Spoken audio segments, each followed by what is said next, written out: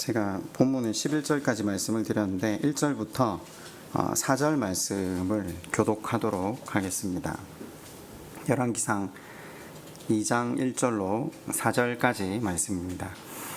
다윗이 죽을 날이 임박함에 그의 아들 솔로몬에게 명령하여 이르되 이제 세상 모든 사람이 가는 길로 가게 되었노니 나는 힘써 내 하나님 여호와의 명령을 지켜 그 길로 행하여 그 법률과 계명과 율례와 증거를 모세의 율법에 기록된 대로 지키라. 그리하면 내가 무엇을 하든지 어디로 가든지 형통할지라.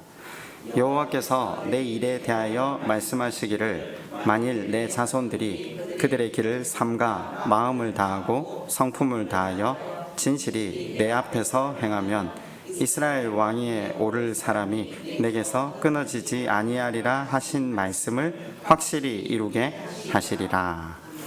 아멘. 우리가 지난 시간 빛 가운데 거하는 법이라는 제목으로 말씀을 나누었거든요. 우리가 같은 낮을 살아가지만 어떤 인생은 어둠 속에 있고요, 어떤 인생은 참된 빛 안에 거한다라고 말씀을 드렸습니다. 똑같은 시간에 동일한 밝은 대낮을 살아가지만 실은 성경은 다른 공간에서 사람들이 살아가고 있다는 것을 열왕기서 서두에 사람들의 삶을 대비함으로써 보여주었다는 거죠. 우리가 지난 시간 어떻게 하면 인생이 참 빛 가운데 걸어갈 수 있다고 말씀을 상고했습니까? 여기서 말하는 참 빛이란 하나님, 그분이 주시는 평안, 하나님 나라 이런 것이겠죠. 그 하나님 나라를 이루어가면서 참 빛 안에 거할 수 있는 방법으로 성경은 겸손하면 된다라고 했습니다. 성경이 말하는 겸손은 자기 자신이 누구인지 아는 것이었습니다. 어린아이처럼요.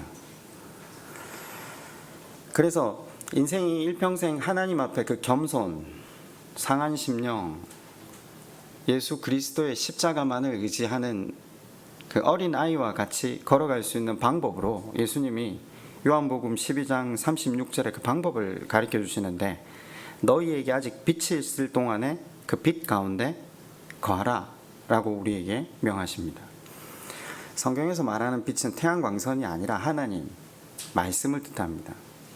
결국 말씀 안에서 말씀이 우리를 비칠 때에만 우리는 우리 자신이 누구인지를 깨달으며 우리 자신 안에 근거를 두지 않고 십자가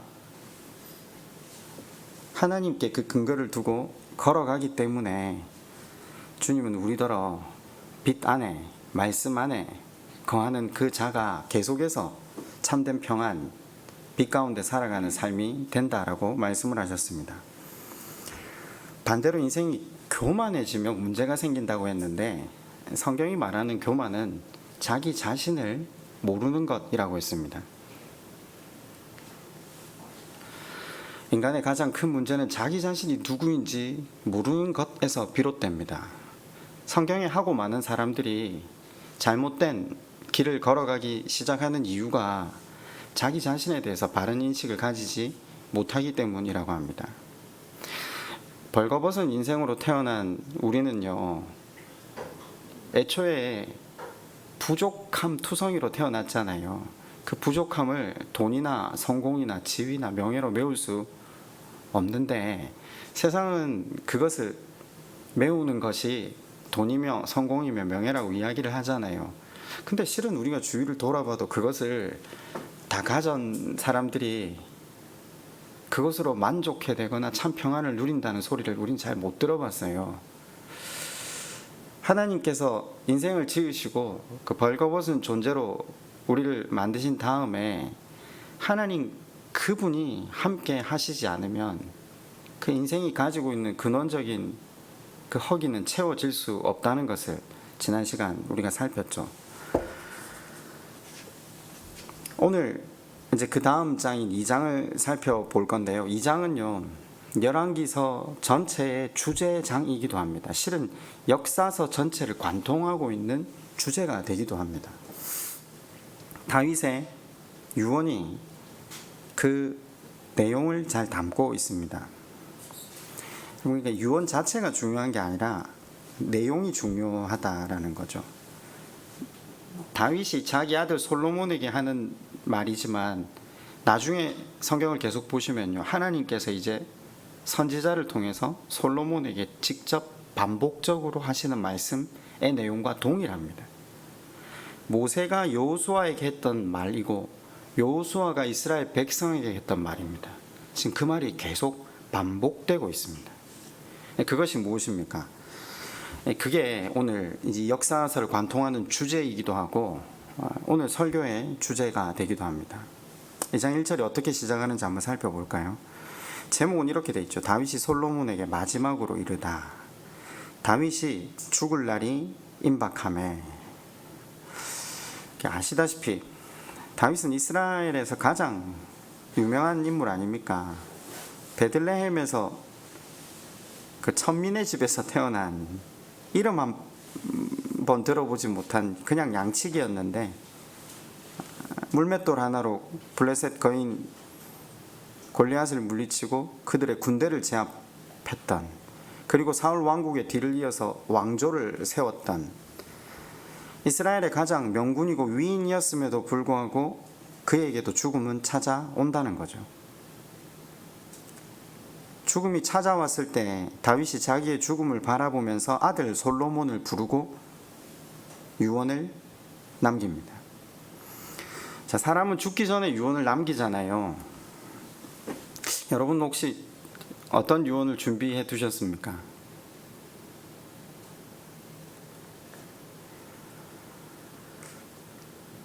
대부분 21세기를 살아가는 우리한테 유언이라면 제일 먼저 머리에 머리를 스치고 지나가는 게 재산을 어떻게 분배해야 되는가, 보통 그런 거잖아요.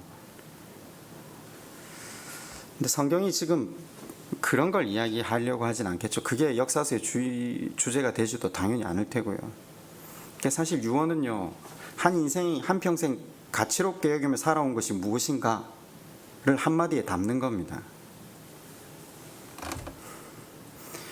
부모는 무엇을 남겨야 되죠? 사실 다들 재산을 남겨주려고 애를 쓰는데 재산은 남겨줘봐야 싸움만 일어나고 또 잠시 후면 없어지는 게 재산이잖아요. 우리가 그걸 수도 없이 보고 있으니까요. 오히려 이 재산을 잘못 남겨주고 자기가 원하는 대로 남겨주지 못할 때 죽은 부모와도 관계가 멀어지는 것이 작금의 현실이기도 합니다. 그 일전에 한번 외국에 다녀오신 교수님이셨는데 이제 오래전에 다녀오셨으니까 이분이 그런 이야기를 한번 하시더라고요.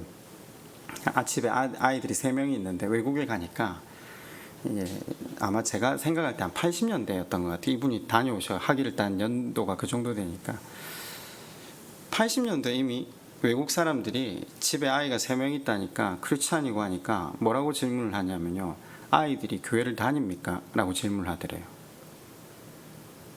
그래서 교수님은 이렇게 대답했대요. 당연히 다니죠 라고.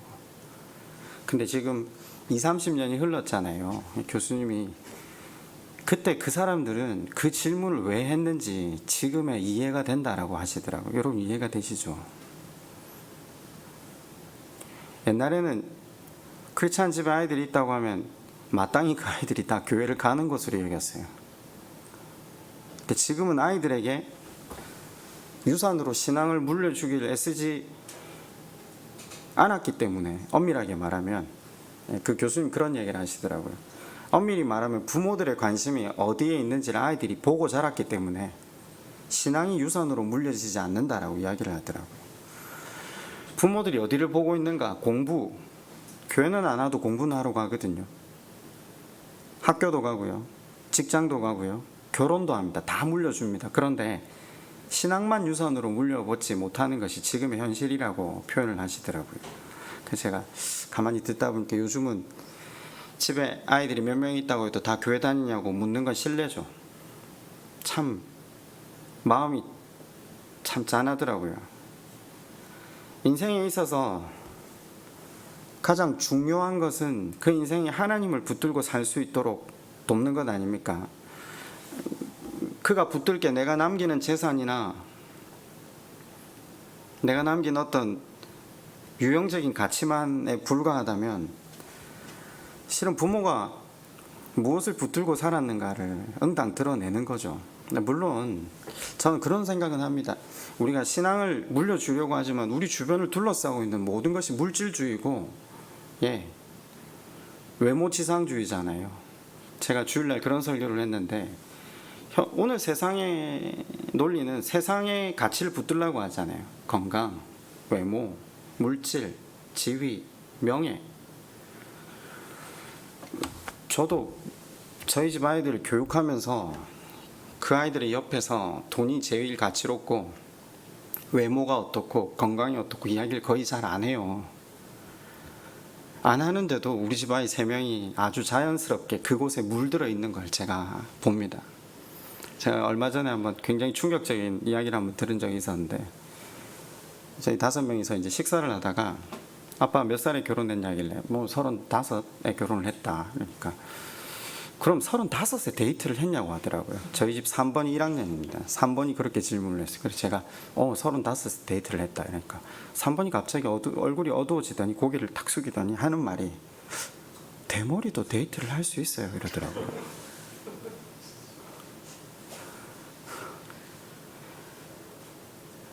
제가 집에서는 가발을 벗고 있으니까 그리고 이제 영원이가 고개를 탁 숙이면서 한마디를 더 했어요. 그리고 아빠는 인상도 안 좋은데 그 말을 하는데 우리 집 이번 딸아이가 영원히 손을 탁 붙들면서 야 하지마 이러고 그게 더 마음이 아팠어요. 사실은 우리 집에 외모지상주의를 가르친 적이 없는데도 불구하고 아이들의 마음속에 아주 자연스럽게 이 현대의 문화가 그냥 그대로 스며들어 있구나. 참 이 아이들에게 어떻게 신앙을 전수해야 될까. 날마다 사실 저는 선교지가 별다른 데 있지 않습니다. 저는 저희 집이 선교지입니다. 이것 때문에 기도하고 이것 때문에 늘 고민스럽습니다. 저도 다윗처럼 너도 힘써 대장부가 되어라 말은 할 수 있겠죠. 근데 부모 자신이 말씀을 지키기에 대장부답지 못하다. 그러니까 상한 심령으로 감사함으로 말씀을 지키고 말씀에 거하기를 애쓰지 못하면요.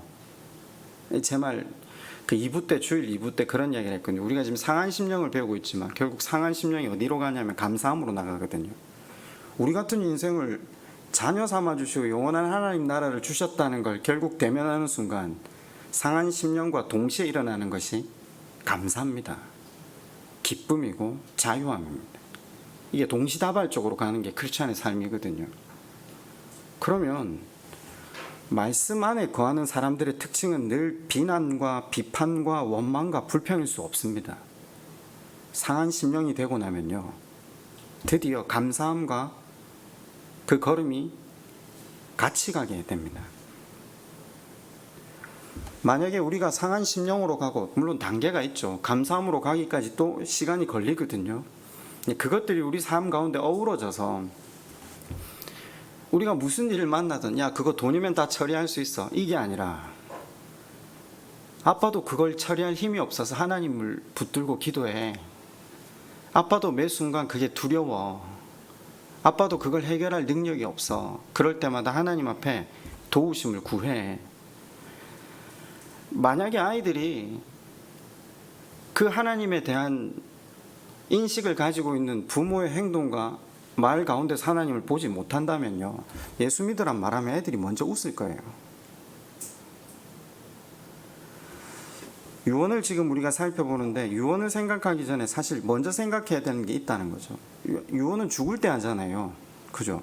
그 자녀들이 내 말을 잘 듣고 지키기를 바라는 마음으로 전하는데, 아니 생각해 보세요. 지금 살아서 반복적으로 아이들한테 이야기를 하는데도 듣지 않는데 죽을 때 내가 남긴 말을 아이들이 들을까요?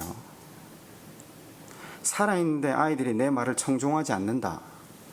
그럼 그때가 회개할 때입니다.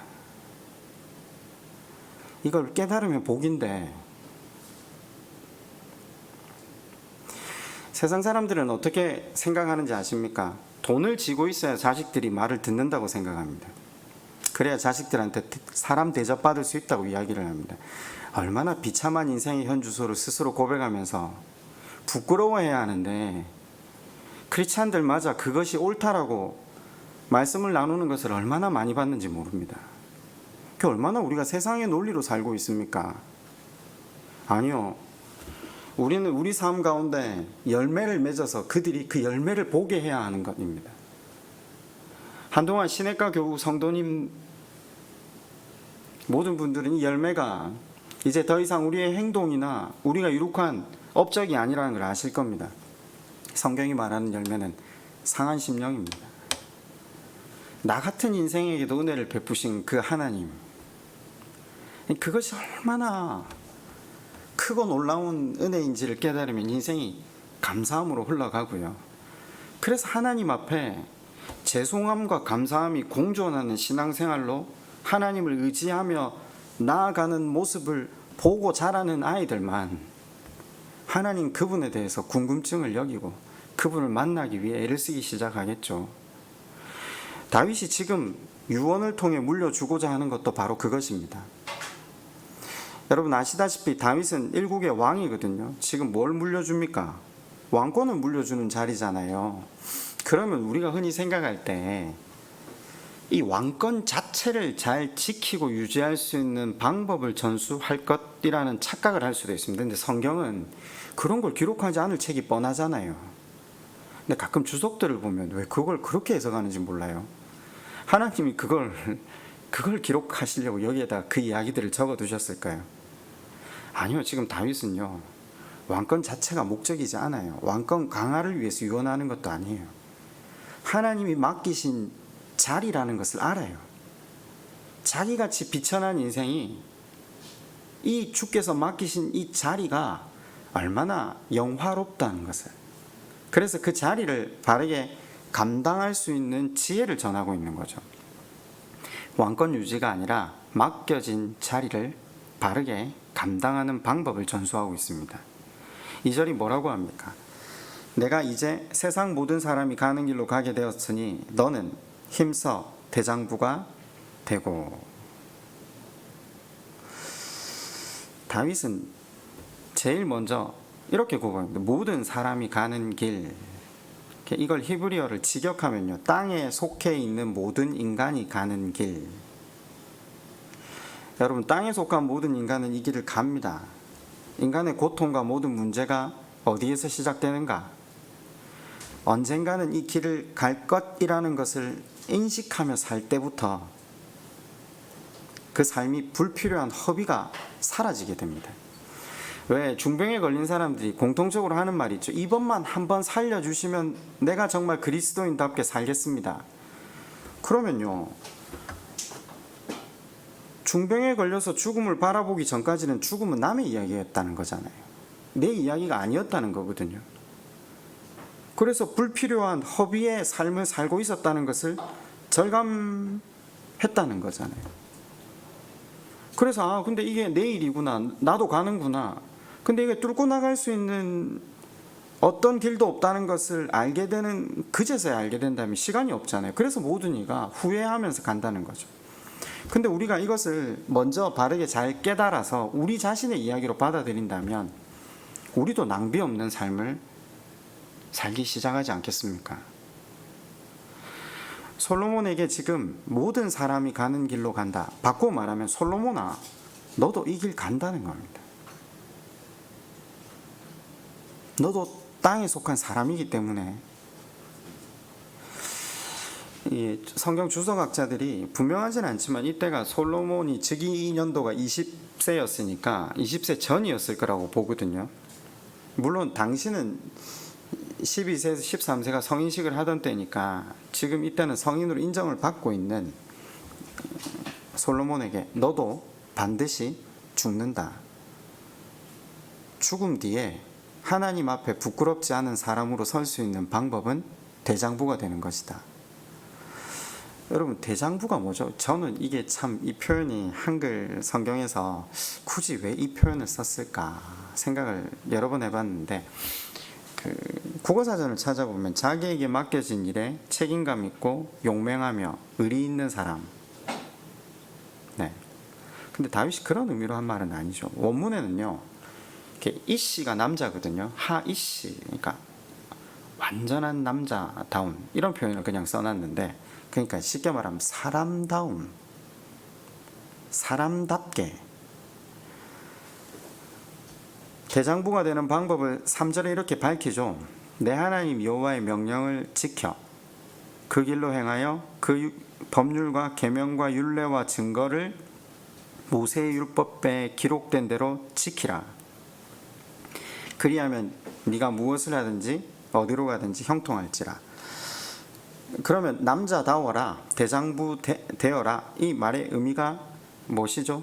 이 지금 표현을 제가 좀 다르게 해볼게요. 여기서 성경이 남자답다라는 말은 두려움 없이 산다, 이런 표현에 가깝습니다.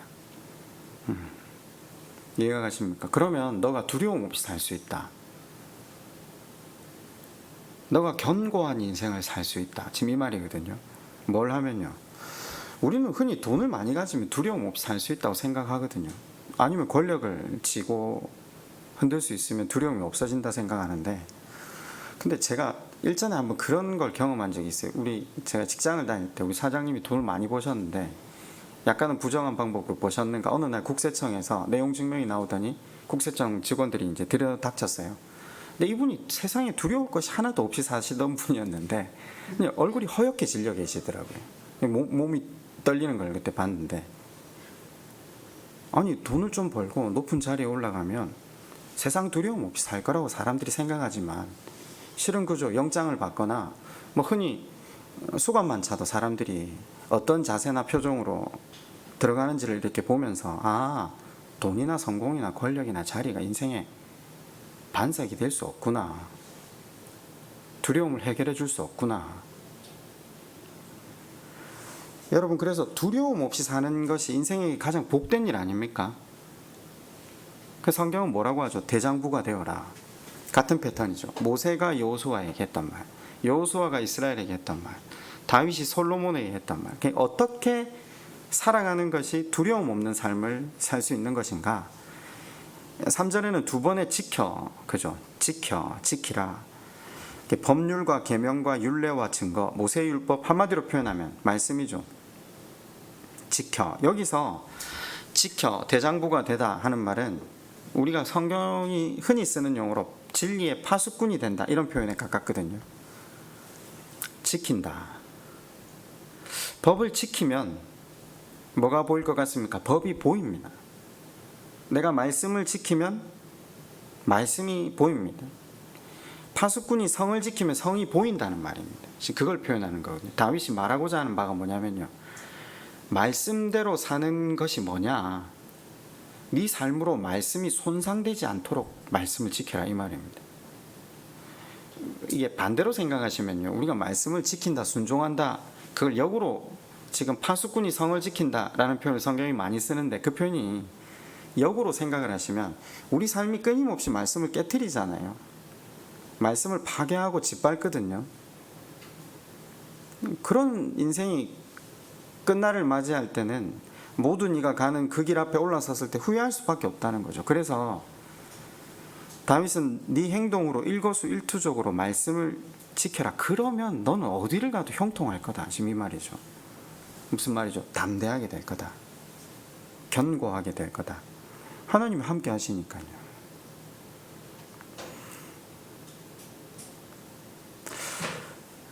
여러분은 언제 담대해지십니까?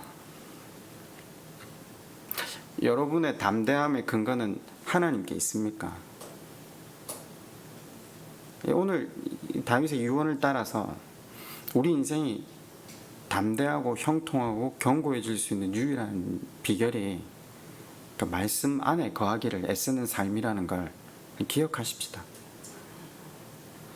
성경이 이 견고함, 담대함, 형통함을 가장 잘 설명한 구간이 요셉 구간이었습니다.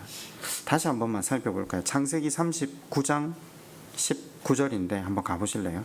창세기 39장 19절입니다. 39장 19절로 23절인데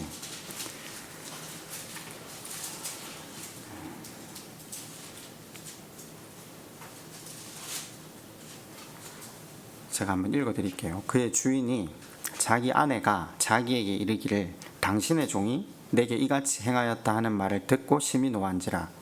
이에 요셉의 주인이 그를 잡아 옥에 가두니 그 옥은 왕의 제수를 가두는 곳이었더라. 요셉이 옥에 갇히었으나 여호와께서 요셉과 함께 하시고 그에게 인자를 더하사 간수장에게 은혜를 받게 하시매 간수장이 옥중 제수를 다 요셉의 손에 맡김으로 그 재반 사물을 요셉이 처리하고 간수장은 그의 손에 맡긴 것을 무엇이든지 살펴보지 아니하였으니 이는 여호와께서 요셉과 함께 하심이라. 여호와께서 그를 범사에 형통하게 하셨더라. 제가 일전에 39장 설교하면서 남의 집에 종으로 인신매매 해가지고 팔려간 인생이 그 집에 종으로 살고 종 중에 총무로 사는 게 뭐가 형통하냐고 질문을 했고요. 그러다가 하나님 말씀을 지키려고 정직히 행했더니 주인 부인의 모함을 빠져서 왕의 제수들이 갇히는 것. 여기는 재판이 없거든요. 한번 들어가면 죽든가 나오든가 둘 중에 하나인데 재판이 없으니까 거의 죽든가에 가깝잖아요. 근데 거기 들어가서 총무가 되는데 이게 무슨 기쁠 일이냐. 근데 성경은 뭐라고 합니까? 여호와께서 그를 범사에 형통하게 하셨더라.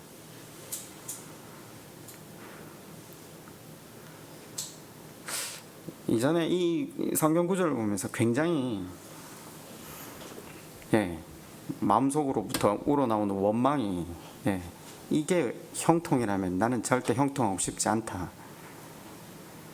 그런데 이제 그때에 비해서 얼마 지나진 않았지만 하나님께서 함께 하시지 않으면 인생은 그냥 소망이 없구나. 세상 사람들은 내가 마음먹은 대로 모든 것을 할 수 있는 것을 형통이라고 생각할지 모르지만 우리는 이제 이 형통이 뭔지 알거든요. 성경이 말하는 형통을 조금 확대해 볼까요? 내가 말씀을 지키는 자가 되면요, 내가 해야 할 것과 하지 말아야 할 것을 구별하는 자가 된다는 거죠. 어디에 있건 무엇을 하건 어떤 유혹이 엄습해 오건 이건 할 것, 이건 하지 말아야 될 것, 이걸 구분할 수 있는 자가 된다는 거죠. 그래서 형통해질 수밖에 없다는 겁니다. 그런 의미에서 대장부가 되어라 라고 하는 거죠. 왜? 하나님 말씀을 지킴으로 할 것과 하지 말아야 될 것을 구별하는 자만 영혼을 건져 올릴 수 있다는 건 두말할 나위가 없잖아요. 그래서 결론으로 이렇게 이야기를 합니다. 4절이 이렇게 증거하죠. 여호와께서 내 일에 대하여 말씀하시기를 만일 내 자손들이 그들의 길을 삼가 마음을 다하고 성품을 다하여 진실이 내 앞에서 행하면 이스라엘 왕위에 오를 사람이 내게서 끊어지지 아니하리라 하신 말씀을 확실히 이루게 하시리라. 여러분, 지금 하나님께서 하시는 말씀이잖아요. 뭐라고 하시죠? 하나님께서 약속하신 바가 있는데 말씀을 지키면 반드시 그가 형통할 것이다. 이건요, 사람이 한 말이 아니잖아요. 살아계신 하나님의 살아있는 약속의 말씀이거든요. 내 삶으로 그 말씀 붙들기를 애를 쓰면 그 결과는요, 그 말씀이 약속하고 있는 것처럼 내 삶으로 나타난다라는 겁니다. 결국 내 삶으로 말씀을 붙든다라는 건 하나님과 동행한다는 거고 하나님께 붙어 있는다는 거거든요. 여러분, 제가 포도나무 비유를 아직 설교는 하진 않았지만 나무에 가지가 붙잖아요. 가지가 열매를 맺는 거예요? 나무가 열매를 맺는 거예요? 이게 굉장히 미묘한 차이인데 나무가 열매를 맺죠. 그죠? 네. 근데 나무가 맺게 하시는 열매가 뭐죠? 감사죠. 네. 일방적인 하나님의 은혜를 누린 자들이 그 열매를 맺고 살아갈 수밖에 없다는 거죠. 하나님께 붙어 있는 자는 내 열심이나 내 노력이나 내 수고에 의해서가 아니라 하나님의 열심에 의해서 반드시 열매를 맺게 됩니다. 그것이 하나님께서 약속하신 바입니다. 이제 솔로몬에게 유언을 마친 뒤에 열왕기상 2장 10절과 11절에는 이렇게 다윗의 인생이 매듭 지어집니다. 다윗이 그의 조상들과 함께 누워 다윗 성에 장사되니 다윗이 이스라엘 왕이 된 지 40년이라. 헤브론에서 7년 동안 다스렸고 예루살렘에서 30년 동안 다스렸더라. 여기 글자 그대로 보면요, 헤브론에서 7년은 유다 지파만의 왕이었던 시절을 이야기하고요, 예루살렘에서 남은 13년은 12지파 모두의 왕이 된 걸 이야기하잖아요, 문자 그대로는요. 근데 여러분 한번 보세요. 이 말이 성경이 단지 역사만을 기록하고 있지 않잖아요. 성경 역사책이 아니거든요. 말은 역사서인데 역사를 기록하고 있지는 않아요. 다음 시간에 또 이걸 한 번 더 심도 있게 살펴볼 거지만, 우리는 이 문자 이면에 하나님께서 우리에게 전하고자 하는 의미가 있잖아요. 헤브론은 뭐죠? 이걸 우리가 창세기 50장 하는 동안 헤브론에 대해서 계속 배웠어요. 이스라엘 사람들은 헤브론 탁 이렇게 치면요, 왼쪽으로 뭐가 탁 튀어나오는지 아십니까? 교제, 관계. 헤브론이 뭐죠? 교제의 자리, 하나님과 깊은 관계를 맺는 자리. 하나님 말씀 가운데 7년 반 하나님 그분과의 교제 속에 거하였더니 예루살렘 평화의 터전에서 33년을 치리하게 됩니다. 이 굉장히 언어유인데, 말씀 속에 있는 자가 그의 자리를 평화의 터전으로 일구게 된다. 이것이 다윗의 마지막 매듭으로 하나님께서 그의 인생을 이렇게 평가하고 계시는 거죠. 여러분, 인간은 반드시 자기 자신이 죽는다는 걸 마음속에 깊이 각인하기 전까지는 그 인생을 허비하며 살아갑니다. 죽는다는 걸 다른 말로 하면 하나님 심판대 앞에 선다는 거잖아요. 죽음과 심판은 불가분의 관계이니까요. 그러니까 믿었던 우리에게 심판은 우리에게 맡겨진 것을 세마는 시간입니다. 믿지 않는 자에게는 멸망이지만, 자, 그럼 지금 세만다 이러니까요, 5달란트는 5달란트를 남기고 10달란트는 10달란트를 남겼다니까 또 이제 부담이 오실 수가 있는데, 이제 다음 시간에 달란트 비유를 하려고 하거든요.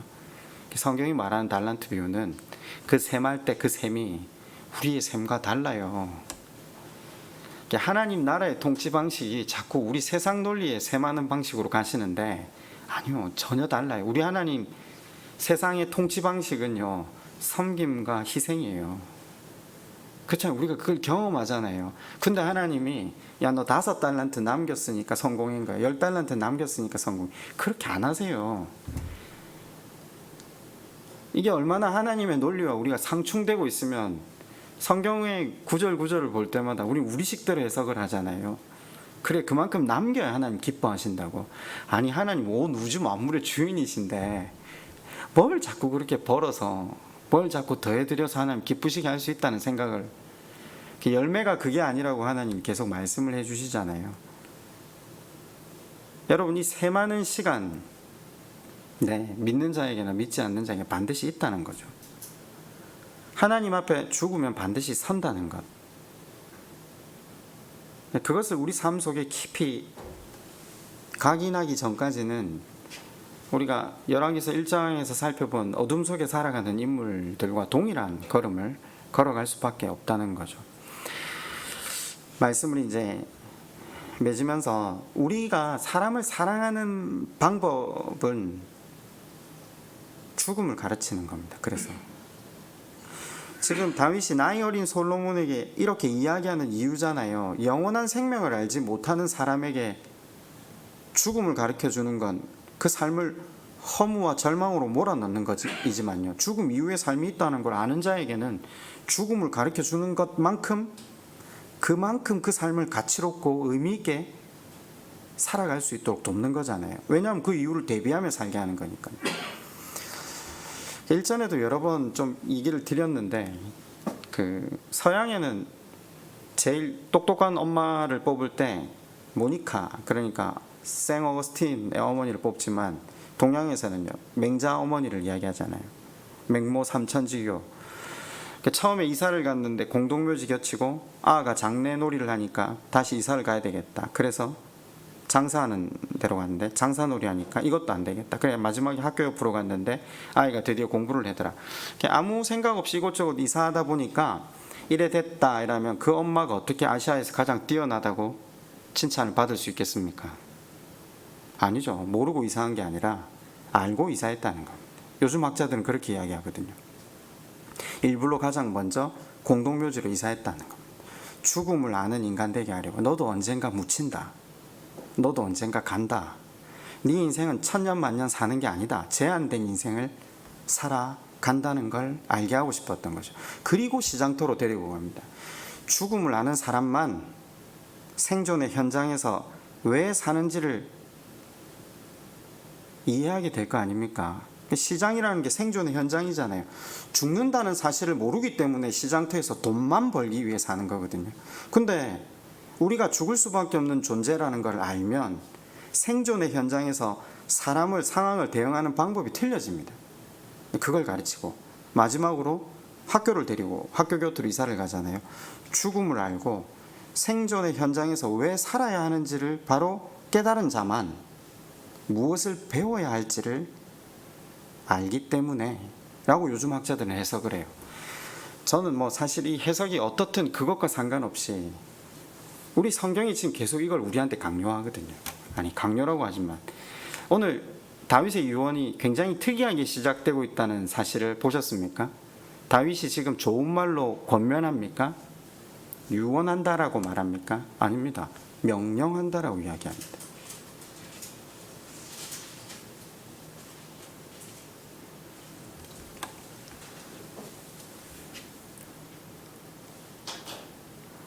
예수님께서도 동일한 걸 가르치셨습니다. 이 땅에 오셔서 3년간 오병이어 문둥병 고치고 죽은 자들 일으키시고 해달라는 거 다 해주시다가 마태복음 16장 16절 복음의 분기점에 딱 오면요, 베드로가 고백하자니 주는 살아계신 그리스도시요 할 때 이제 예수 그리스도의 본질이 드러나기 시작하면요, 인간이 원하는 기적을 단 한 가지도 베푸시지 않습니다.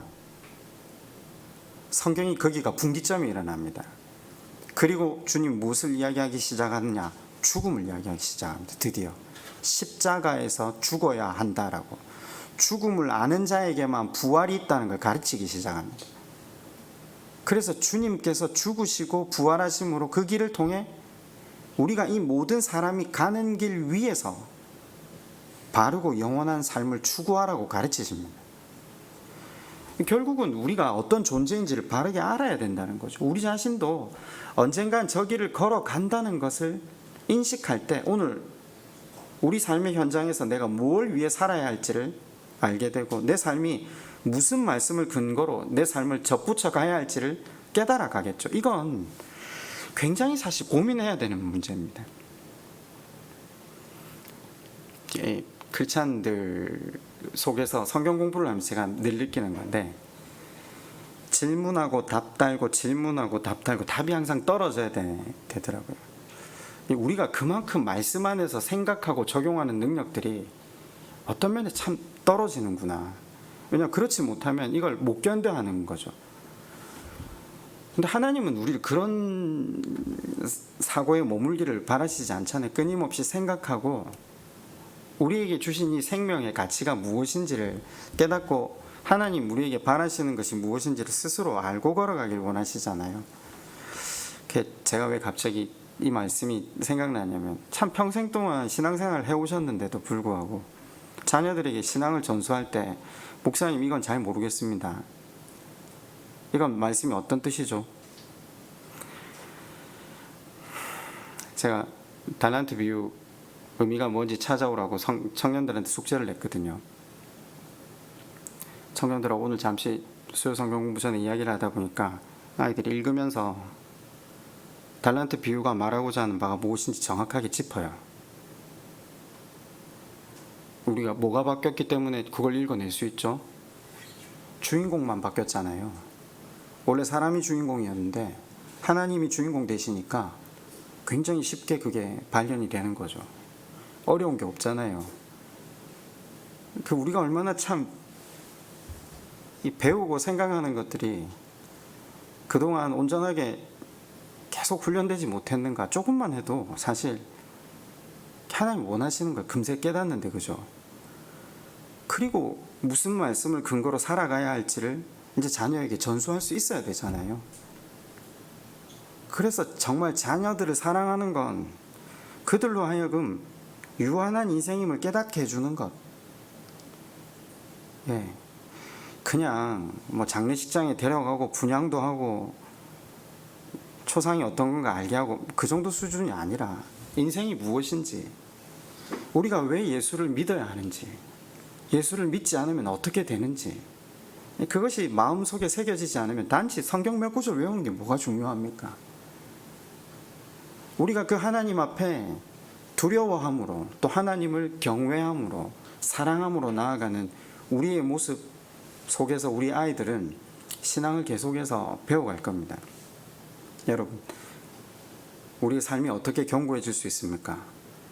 여호와를 배우고 알고 그 말씀 안에 거하기를 애쓰는 겁니다. 그분을 바라보는 겁니다.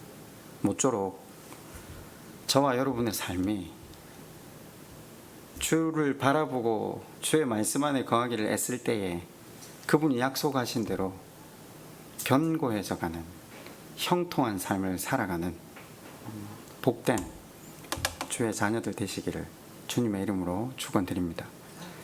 우리 시간 한번 같이 기도할까요?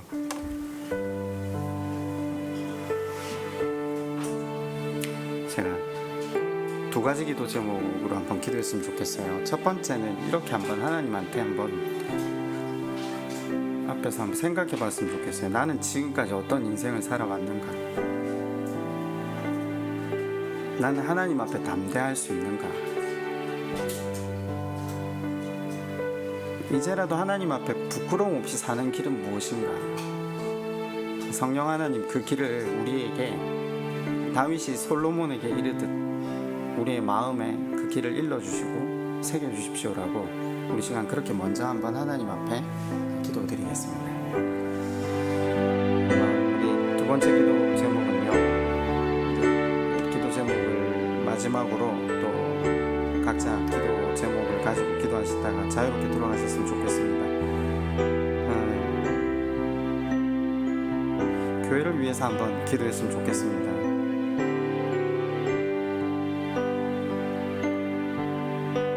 주님의 몸이고 주님의 피값으로 세우신 교회가 주님이 원하시는 길 걸어갈 수 있도록, 교회는 말씀에 빛을 비추고 말씀 앞에 서게 하는 유일한 곳이거든요. 교회가 그 기능을 잃으면 구원받을 길이 없습니다. 이 땅에 수없이 많은 교회가 오늘 코로나 때문에 고통 가운데 있다고 하지만 이 시간과 모든 환경을 주관하시는 분 하나님이시잖아요. 그분이 그분의 지혜대로 지금 이 모든 걸 주관하고 계시는데, 교회된 우리 자신이 이 시간을 통해 하나님 앞에 드려져야 할 것이 무엇인지를 바르게 깨닫고 걸어갈 수 있도록 생각하고 지혜를 달라고, 참 하나님 원하시는 것이 무엇인지를 깨닫는 복을 우리뿐만 아니라 모두가 좀 누리게 해달라고. 2년이면 충분한 시간 아닙니까? 이 시간을 통해서 모두가 하나님이 원하시는 것에 주목하며 나아갈 수 있도록 먼저 우리 자신이, 교회된 우리 자신, 그리고 우리 교회가 계속 그 길을 잘 걸어갈 수 있게 해달라고 같이 좀 기도해 주십시오. 그리고 또 각자 기도 제목을 가지고 기도하시고 자유롭게 돌아가십시오.